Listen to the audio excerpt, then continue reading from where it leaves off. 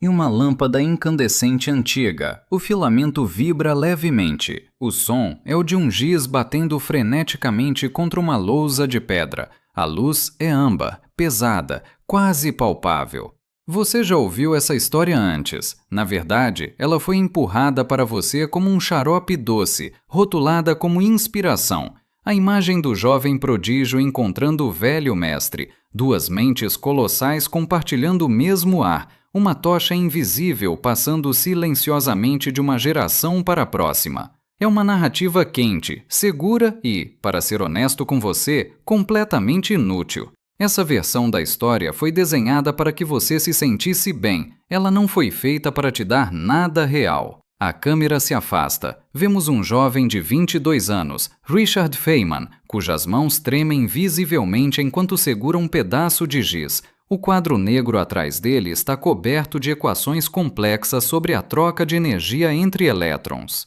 O que aconteceu naquela sala em Princeton, no outono de 1940, entre Richard Feynman e Albert Einstein, é algo muito mais desconfortável e infinitamente mais poderoso. Porque o que ninguém te conta é o que Einstein se recusou a fazer. E por que essa recusa expôs uma mentira que ainda está sendo contada para você hoje, em cada sala de aula, em cada reunião de diretoria e em cada avaliação de desempenho que você já fez ou fará? Antes de abrirmos a porta daquela sala, deixe-me dizer algo que seu sistema educacional nunca teve a coragem de admitir. Você não era lento. Você não era incapaz. Você não era o problema. O sistema era. Ele foi construído deliberadamente para fazer com que pessoas inteligentes duvidassem do próprio pensamento e olhassem para cima em busca de permissão. Se você passou décadas sentindo que suas ideias precisavam do carimbo de outra pessoa para serem reais, saiba, esse sentimento era a resposta correta para uma configuração incorreta. Mantenha isso em mente enquanto essa história se desenrola. O que Einstein fez naquela tarde foi uma demonstração direta de exatamente porque essa configuração é uma farsa. Cena, flashback, um corredor frio de Princeton. Eugene Wigner, um físico veterano, puxa Feynman de canto. O tom é de advertência velada. Princeton, final de 1940. Richard Feynman é apenas um estudante de pós-graduação. Suas mãos tremem, mas não por causa das equações. Essas ele domina com uma clareza assustadora. O tremor vem do que o professor Eugene Wigner lhe disse no corredor 2 dias antes. Wigner montou um público para o primeiro seminário de Feynman. Ele começou a listar os nomes. Henry Norris Russell. O maior astrônomo da nossa era estará lá. Feynman empalideceu. John von Neumann, o maior matemático vivo. Ponto final. Feynman começou a ficar verde. Wolfgang Pauli, recém-chegado da Suíça, um dos arquitetos da mecânica quântica, Nobel. Na física, existia algo chamado efeito Pauli. A presença crítica de Pauli era tão brutal, tão intelectualmente violenta, que sua simples entrada em uma sala era vista como uma força da natureza capaz de destruir carreiras. Feynman estava, em suas próprias palavras, completamente verde. E então Wigner soltou o último nome. O professor Einstein raramente vem aos nossos seminários semanais, mas o seu trabalho é tão interessante que ele foi convidado especialmente. Ele virá também. Cena: Feynman escrevendo o título de seu capítulo de memórias em 1985, Mentes Monstros. 40 anos depois, Feynman deu a esse momento um título curto e brutal, Mentes Monstros. Para um jovem de 22 anos, aqueles não eram colegas, não eram pares, eram forças da natureza com rostos humanos, eram os deuses do Olimpo descendo para ver se um mortal tinha algo a dizer. Cena: a porta da sala de seminário se abre, o som do falatório cessa. Albert Einstein entra. Ele não parece um deus, ele parece um avô desleixado. A manhã do seminário chega. Einstein entra. Suas primeiras palavras para Feynman são desarmantes. Olá, estou vindo para o seu seminário. Simples, cortês. Então, Einstein olha ao redor da sala e faz sua primeira pergunta real de todo o evento. Onde está o chá? Feynman escreveria mais tarde que ficou muito feliz por poder responder a pelo menos uma das perguntas de Einstein naquele dia. O seminário prossegue. Feynman apresenta o trabalho, a teoria do absorvedor de Wheeler-Feynman, uma reformulação radical de como o universo funciona no nível subatômico. Suas mãos tremem em algumas partes, mas ele termina. E então, o silêncio cai sobre a sala. É hora das perguntas. O foco muda para Wolfgang Pauli, que se levanta lentamente. O ar na sala parece esfriar. Aqui está o momento que as escolas têm higienizado da história desde então. O que acontece a seguir muda tudo o que você deveria pensar sobre autoridade, especialização e o seu direito de manter uma ideia na cabeça sem a permissão de ninguém. Olhando para a câmera. Mas antes de chegarmos lá, precisamos falar sobre a mentira em que você foi criado. Uma mentira tão bem construída que a maioria das pessoas não consegue mais ver as paredes.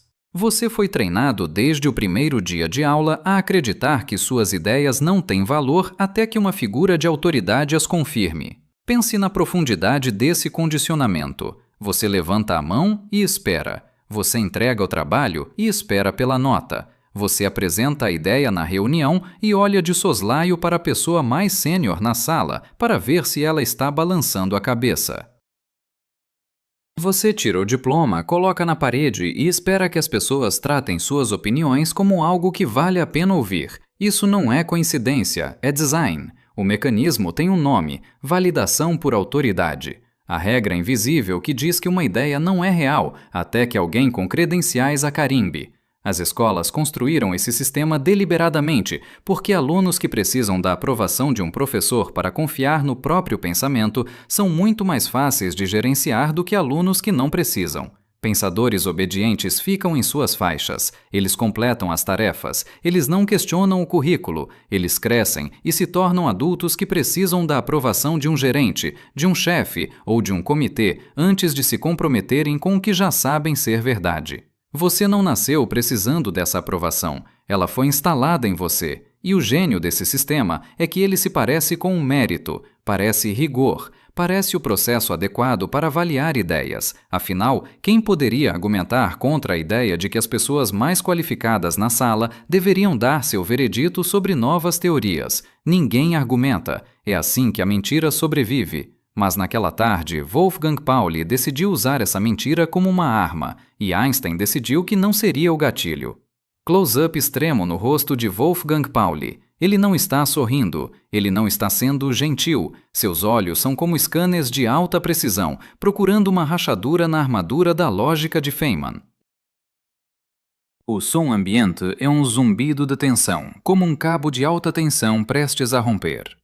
O seminário termina. Feynman termina de apresentar a teoria do absorvedor de Wheeler-Feynman. É um trabalho estranho, radical.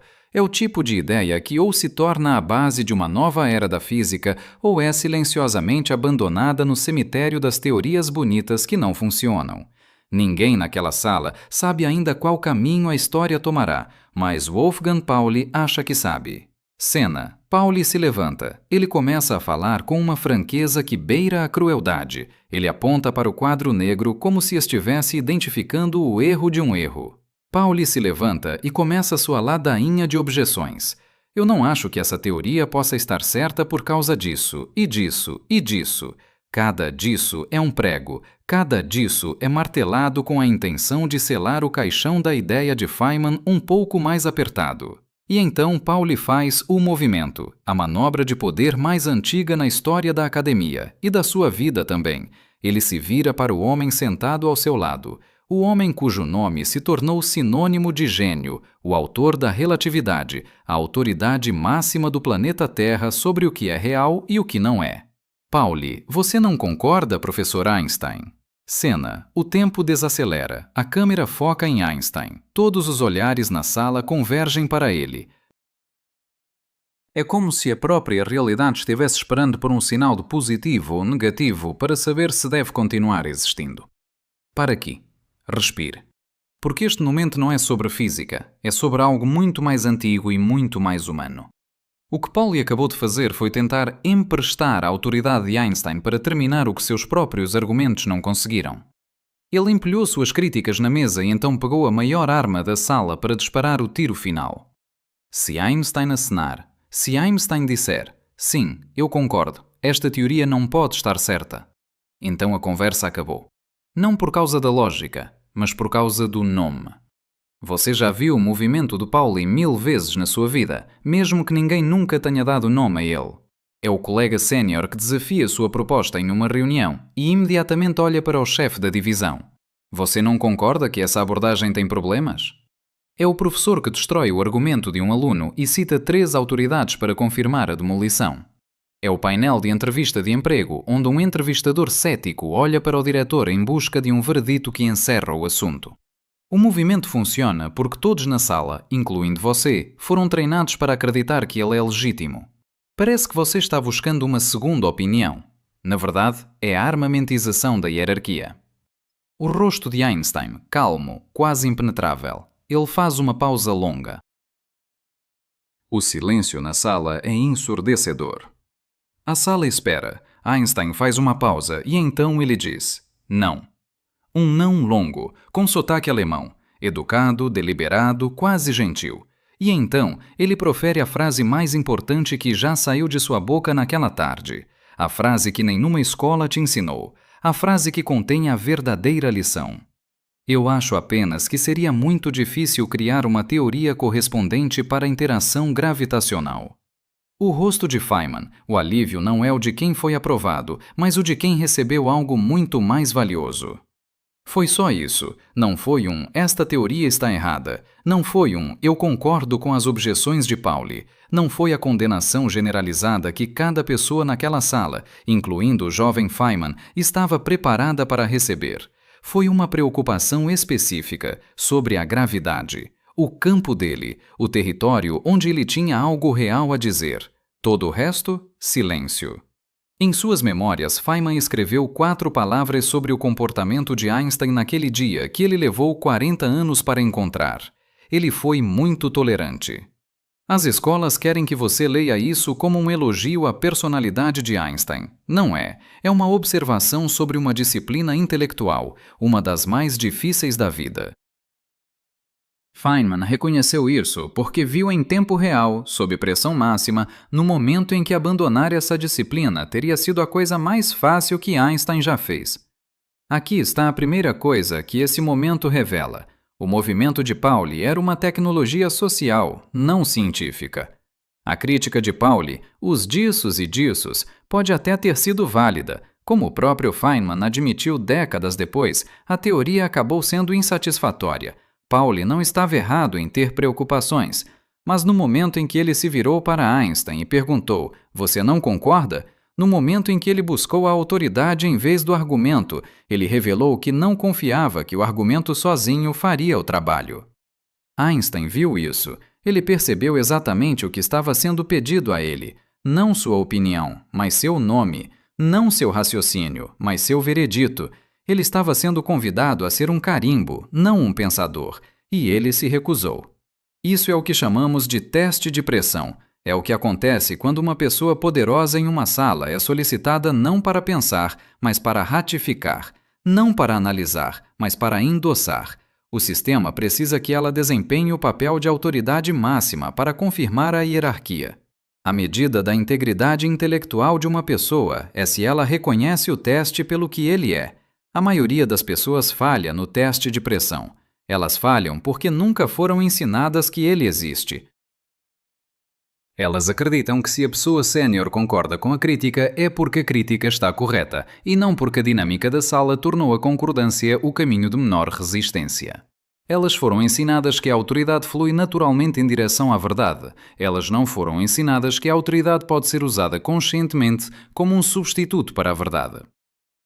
A câmara foca em um esquema na lousa. De um lado, argumento, do outro, nome. Einstein está entre os dois.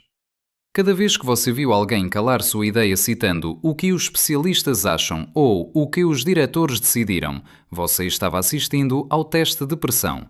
E você foi treinado para aceitar o resultado como legítimo. Mas aqui está a pergunta que ninguém faz. Se Einstein tivesse acenado com a cabeça, isso tornaria a teoria de Feynman errada? A resposta é um retumbante não. Os problemas eventuais da teoria nada tinham a ver com a opinião de Einstein sobre ela. A ciência não funciona por voto de autoridade. Feynman entendeu isso, e o que ele viu naquela tarde foi a prova viva de que o cientista mais respeitado do mundo também entendia. A câmara foca em um close-up de Einstein. Ele está fumando seu cachimbo, a fumaça sobe lentamente, formando padrões caóticos no ar da sala de seminário. O som é o de um relógio de parede antigo, marcando cada segundo com uma precisão impiedosa. Einstein não disse que a teoria de Feynman estava certa. Ele não a defendeu. Ele não deu ao jovem Richard a validação que cada fibra do corpo de um estudante de pós-graduação desesperadamente deseja receber de um Deus vivo. O que ele disse foi: eu tenho uma preocupação, a gravidade. Sua preocupação era específica, era dele, e era a única preocupação que ele estava preparado para colocar o seu nome. Isso, senhoras e senhores, é o que chamamos de a objeção precisa. E ela é o oposto exato de tudo o que as escolas treinaram você para fazer. Um gráfico animado aparece sobre a imagem da sala. De um lado, uma mancha vermelha gigante escrita Veredito Geral. Do outro, um pequeno ponto laser verde escrito Objeção Precisa. Pense bem, o sistema escolar treinou você para dar vereditos gerais. Essa abordagem está errada. Este método não funciona.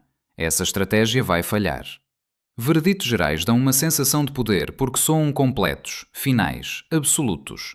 Mas na realidade, eles são preguiçosos. Eles reivindicam uma certeza que o falante não possui sobre um território que ele não mapeou totalmente. Einstein havia passado a década anterior lutando contra a própria mecânica quântica. Ele estava convencido, em um nível filosófico profundo, de que ela era incompleta. Ele discordava da interpretação probabilística da realidade física que Niels Bohr e outros defendiam. Ele passou anos projetando experimentos mentais para expor o que ele acreditava serem contradições da teoria. Ele era, em algum nível, um homem que tinha preocupações persistentes e massivas sobre a direção teórica que a física estava tomando. E ainda assim, ele se recusou a usar essas preocupações como munição contra a teoria de um jovem de 22 anos. Por quê? Porque as preocupações dele sobre a mecânica quântica não se estendiam automaticamente a cada nova teoria que tocava nessas questões. Porque ter uma discordância geral com uma direção não significa que você pode implantar essa discordância como uma crítica válida a cada projeto específico. A posição intelectual honesta, a posição que Einstein manteve com uma disciplina incomum, é dizer apenas o que você pode realmente defender e manter o silêncio sobre todo o resto. Eu acho apenas que seria muito difícil criar uma teoria correspondente para a interação gravitacional. Uma frase, uma preocupação, um território onde Einstein tinha algo real a dizer. Todo o resto, o catálogo completo de objeções de Pauli, as questões mais amplas sobre a viabilidade da teoria, o consenso crescente da sala de que o trabalho daquele jovem provavelmente não era a resposta final, tudo isso foi deixado para que outras pessoas resolvessem em outros dias. A verdade desconfortável é que o sistema de ensino faz o exato oposto disso. As escolas recompensam o veredito geral confiante. Elas dão nota 10 para o aluno que consegue escrever a crítica mais abrangente. Elas punem o aluno que diz "não tenho certeza" e premiam aquele que diz "eis porque isso está errado", mesmo quando a crítica abrangente é metade invenção, construída sobre a autoridade emprestada e a vaga confiança de quem leu o suficiente para parecer seguro. Vemos Feynman, anos depois, em Estocolmo, recebendo o Prémio Nobel. Ele parece o mesmo homem, mas há uma clareza diferente em seus olhos. Feynman absorveu algo da precisão de Einstein naquela tarde que você pode rastrear diretamente pelo resto de sua vida intelectual. Décadas depois, em seu discurso de aceitação do Prémio Nobel em 1965, Feynman descreveu seu trabalho separando cuidadosamente o que a teoria podia fazer do que ela não podia. Ele nomeou os limites. Ele não tentou vender a ideia além da conta. Ele deu a objeção precisa ao contrário, dizendo: "Não que eu tenha preocupações, mas aqui está o território onde isso funciona, e aqui está a fronteira onde para de funcionar." A disciplina é idêntica. Ela corre em ambas as direções. Mas há uma terceira revelação naquela tarde em Princeton que ninguém comenta, e é a que mais importa para a sua vida agora.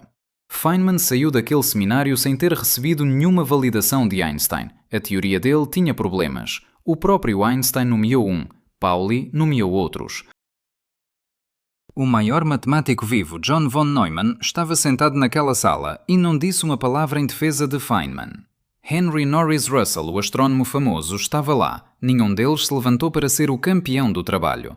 Pela lógica do sistema de validação por autoridade, o sistema em que você foi criado, Feynman deveria ter saído daquela sala arrasado, sem endosso do topo, críticas significativas de um gigante, uma teoria com fraquezas admitidas. O verdito da sala foi, na melhor das hipóteses, inconclusivo. No entanto, Richard Feynman saiu de lá tendo visto algo mais valioso do que um verdito. E anos depois, quando tentou colocar isso em palavras, o que ele disse foi o seguinte: Einstein era um gigante. Sua cabeça estava nas nuvens, mas seus pés estavam no chão. Mas aqueles de nós que não são tão altos precisam escolher.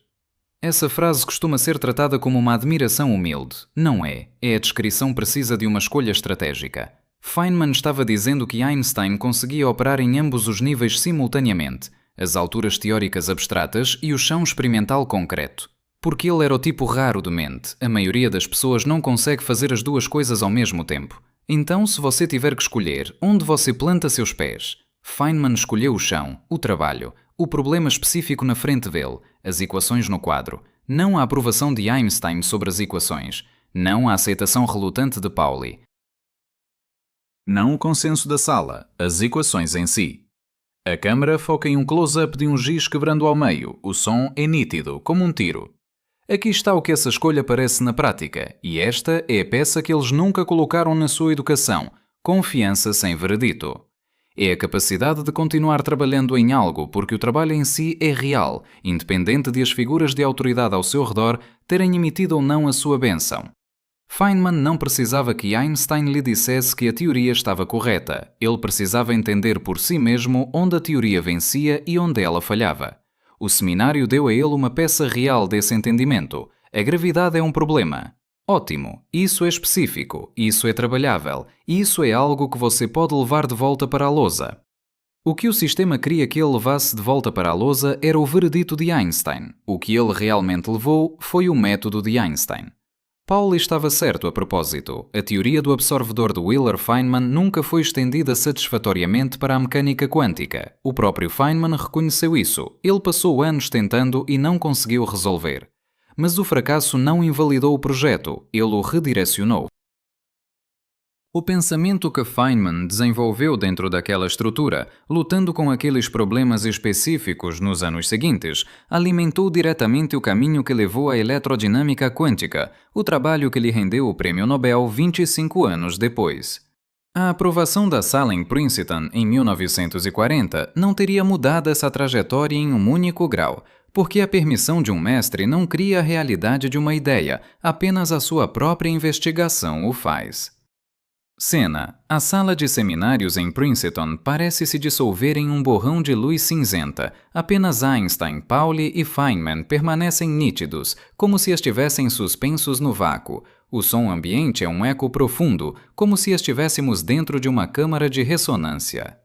Quando você junta essas três peças, o teste de pressão, a objeção precisa e a confiança sem veredito, você acaba com algo que é o oposto exato de tudo o que o sistema educacional treinou em você. O sistema te ensinou que a especialização é uma licença para descartar. Ele te ensinou que a pessoa mais credenciada na sala tem o direito de emitir um veredito geral sobre o seu trabalho e que a resposta correta é receber esse veredito como verdade. Mas deixe-me te mostrar o paradoxo aqui, e ele é tão fundamental quanto a segunda lei da termodinâmica, ΔS maior ou igual a zero. No mundo físico, a entropia sempre aumenta. A desordem é o destino final de qualquer sistema fechado que não recebe energia. No mundo intelectual, o sistema de autoridade é esse sistema fechado. Sem a energia do questionamento constante e da recusa em aceitar vereditos prontos, o pensamento humano apodrece em dogmas. A manobra de Pauli foi o que eu chamo de uma tecnologia social. Não era ciência, era controle. A crítica dele poderia ser brilhante, mas no momento em que ele buscou o sim de Einstein, ele parou de fazer física e começou a fazer política. Ele tentou criar uma singularidade de autoridade onde a luz da lógica de Feynman não pudesse escapar. E aqui está o limite fundamental, o paradoxo da autoridade que ninguém te conta. Quanto maior a autoridade que alguém reivindica, menor é a precisão que essa pessoa costuma oferecer. Pense nisso. Um verdadeiro especialista conhece as bordas do seu mapa. Ele sabe onde o terreno termina e o "aqui há dragões" começa. Einstein, naquele dia, foi o mestre dos limites. Ele não se deixou levar pela correnteza da sala. Ele não se deixou seduzir pelo papel de juiz final. Ele escolheu a objeção precisa porque ele entendia que, fora daquele ponto específico sobre a gravidade, ele não tinha o direito de condenar o trabalho de Feynman. Ele respeitava a realidade demais para mentir sobre o que sabia. A imagem muda. Saímos de Princeton, 1940, e aterrissamos no calor vibrante do Rio de Janeiro, 1951. Feynman está no centro de uma sala de aula brasileira, cercado por livros didáticos grossos. 11 anos depois, o próprio Feynman encontrou-se cara a cara com um monstro que Einstein havia recusado alimentar em Princeton. No Brasil, em 1951, Feynman não apenas observou o que o sistema de validação por autoridade faz com uma geração de alunos, ele caminhou até uma sala cheia de pessoas que haviam construído esse sistema e disse na cara delas o que elas haviam criado. Ele descobriu alunos que sabiam todas as definições de cor. Eles sabiam o que era a refração da luz, N2 sobre N1 igual a seno de θ1 vezes seno de θ2. Eles sabiam os nomes de todos os fenômenos, mas eles não conseguiam ver a física acontecendo em um copo de água. Eles haviam sido treinados para memorizar o carimbo, não para entender a tinta. Em uma reconstrução hipotética, voz carregada de frustração. Vocês estão ensinando seus alunos a passarem exames de autoridade, não a entender a natureza. Se eu pergunto o que é uma triboluminescência, eles me dão a definição do dicionário. Se eu peço para eles observarem o brilho quando você esmaga um torrão de açúcar no escuro, eles não têm ideia do que estou falando. Eles aprenderam a palavra, mas nunca viram o fenômeno. Cena: close-up em um livro sendo fechado com força. Poeira sobe das páginas. Esse é o limite final do sistema. Ele produz pessoas inteligentes que aprenderam a emprestar autoridade, em vez de construir a sua própria. Ele produz paulis, que buscam o aceno do chefe para validar sua crítica, em vez de confiar na força do seu argumento. Ele produz adultos que, diante de um problema novo, não olham para os dados, mas olham para cima, esperando que alguém mais sénior diga o que é verdade. A coragem intelectual real não é defender suas ideias contra ataques. Qualquer teimoso pode fazer isso. A coragem intelectual real é o que Einstein demonstrou. A recusa em emprestar o seu nome para um descarte que você não conquistou. Mesmo quando a sala inteira está esperando que você o faça, mesmo quando a coisa mais fácil, socialmente sem atrito e profissionalmente esperada, é simplesmente acenar com a cabeça e concordar com o consenso. Einstein escolheu não ser a arma que Pauli precisava. O sistema falhou com você ao te ensinar que o objetivo era ganhar esse aceno. Ele falhou ao fazer o carimbo parecer o ponto principal, como se a ideia só se tornasse real quando alguém importante a confirma. Mas Feynman nunca aceitou essa premissa. O que ele viu em Princeton foi o ser humano mais autoritário da Terra, demonstrando que a autoridade é uma escolha, não um mecanismo automático. Einstein escolheu usar a dele com uma precisão cirúrgica. Ele escolheu falar apenas do território que ele realmente havia mapeado. Ele escolheu, em outras palavras, não ser um obstáculo para a curiosidade de um jovem de 22 anos, mesmo que a teoria desse jovem estivesse, no final das contas, incompleta. Porque Einstein sabia algo que as escolas tentam esconder. Uma ideia errada, investigada honestamente, vale 1000 vezes mais do que uma ideia certa, aceita por obediência. O teste de pressão é uma tecnologia social, não científica. O paradoxo da autoridade. O especialista real define limites. O falso especialista emite vereditos. A falha do sistema. Treinar para o exame, não para a realidade. A vindicação nesta história não é de Feynman, é sua. Porque você não estava errado em se sentir frustrado cada vez que precisou da permissão de outra pessoa para confiar no que você via com seus próprios olhos. Essa frustração era o seu cérebro tentando quebrar as paredes de um sistema de validação que foi desenhado para te manter pequeno. Cena. A imagem volta para Princeton. Einstein termina de falar e volta a fumar seu cachimbo. Feynman respira fundo e começa a apagar o quadro. O giz range, mas sua mão não treme mais. O sistema construiu a dúvida em você de propósito. Ele precisava que você duvidasse de si mesmo, para que você olhasse para cima em busca de confirmação. Feynman olhou para as equações. Einstein olhou para a única coisa sobre a qual ele podia realmente falar. E Pauli olhou para Einstein, porque é isso que o sistema produz quando funciona sem interferência. Pessoas que buscam poder em vez de verdade. Cena. A imagem transita de Princeton para uma sala de conferências lotada no Rio de Janeiro, 1951. Feynman está no palco, gesticulando com os braços, os olhos brilhando com uma mistura de paixão e irritação. O som ambiente é um murmúrio confuso de acadêmicos que acabaram de ser confrontados com a verdade nua e crua. 11 anos depois daquele encontro em Princeton, Richard Feynman levou a lição de Einstein para o outro lado do mundo. No Brasil, ele não apenas ensinou física, ele tentou realizar um transplante de alma em um sistema educacional moribundo. Ele observou estudantes que sabiam os nomes de todas as leis da termodinâmica, mas que não conseguiam explicar por que a sola de seus sapatos esquentava ao caminhar. Ele viu o monstro da validação por autoridade em sua forma final, o papagaio acadêmico. Feynman, vocês não estão aprendendo ciência, vocês estão aprendendo os nomes das coisas, mas saber o nome de algo não é o mesmo que saber algo. Você pode saber o nome de um pássaro em todas as línguas do mundo, mas quando terminar, você ainda não saberá nada sobre o pássaro, apenas sobre as pessoas que o nomearam. Olhem para o pássaro, vejam o que ele faz, como ele voa, como ele se comporta, isso é o que importa. Close-up em um relógio de pulso antigo. O tempo parece parar enquanto a câmera foca nos olhos do espectador. Esta é a conclusão final que Princeton 1940 e Brasil 1951 nos entregam. O sistema em que você foi criado não quer que você veja o pássaro. Ele quer que você espere pelo veredito do ornitólogo sênior. Mas aqui está a verdade fundamental. A realidade não precisa de um carimbo para ser real. A gravidade não esperou por Newton para derrubar a maçã. E as equações de Feynman não precisavam do aceno de Einstein para descrever o comportamento dos elétrons. Nós vivemos em uma era de especialistas de aluguel, onde o movimento de Pauli é a linguagem padrão do discurso público. Vemos isso em fóruns de internet, em painéis de notícias, em discussões científicas e em diretrizes corporativas.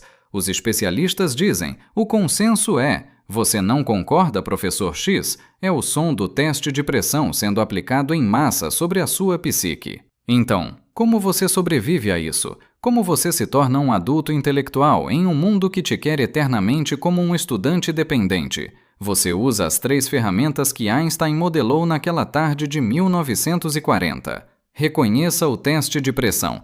Quando alguém tenta fechar o seu pensamento usando a autoridade de outra pessoa, identifique o movimento. No momento em que você dá um nome à manobra, ela perde o poder hipnótico sobre você. Você percebe que não está diante de uma prova lógica, mas de uma pressão social. Pratique a objeção precisa. Resista à tentação do veredito geral. Se você discorda de algo, identifique exatamente onde sua discordância se planta. Não diga, isso é bobagem. Diga, eu tenho uma preocupação específica sobre como esse ponto XY se conecta com o fato Y. Isso te força a permanecer no chão da realidade, onde o trabalho é feito, em vez de se perder nas nuvens da retórica. Cultive a confiança sem veredito. Aprenda a caminhar sozinho com sua ideia por um tempo. O silêncio da sala de seminário, a falta de aplausos, a ausência de um muito bem do seu chefe, nada disso altera a validade do que você descobriu. Se o trabalho é real, ele se sustentará. A natureza é o único juiz que não pode ser subornado pela hierarquia.